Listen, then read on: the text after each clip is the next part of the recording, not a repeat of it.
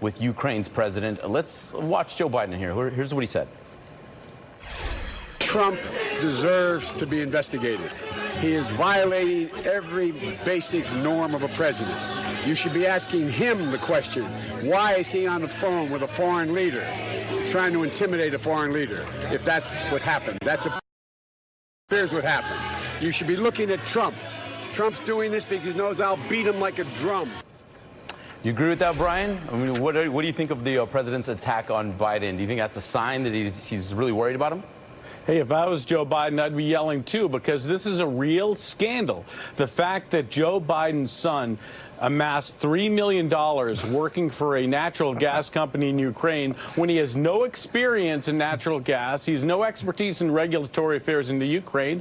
And what did his dad do? His dad was vice president of the United States overseeing Ukraine policy, and he threatened to withhold money.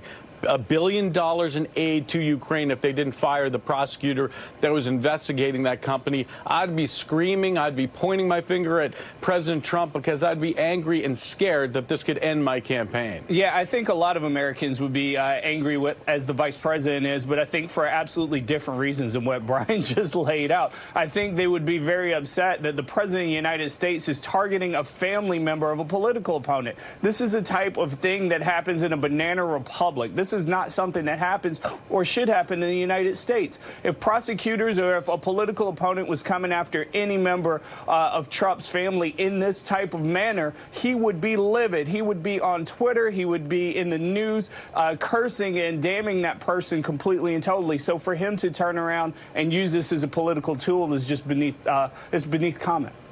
Bishop, do you think this is something that Democrats have been waiting for, this new aggressive side of Joe Biden? Well, I think we as voters have been looking for it from all the presidential candidates. I think you've seen it in some. You've seen it in Elizabeth Warren. You've seen it in Secretary Castro. So, yes, I think people are excited to see someone actually truly fighting back with not only policy but with leadership, with the spirit that it takes to engage someone like Donald Trump on this level. The Washington Post, they are out with a new article. It's titled, "Trump's Ukraine Call Reveals a President Convinced of His Own Invincibility." All right, do you think that he is convinced of his own invincibility, Brian? Maybe.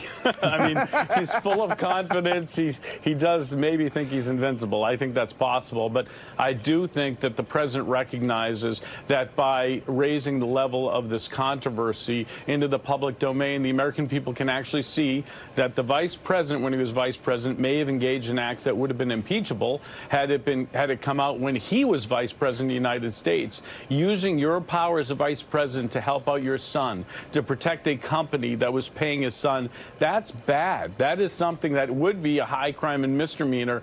And I think this may be one of those instances where Trump gets hurt a little bit, but Biden gets hurt a little bit too. Maybe this all will help Elizabeth Warren and push her to the front. But this is not a good story for Joe Biden. He can yell and scream all he wants.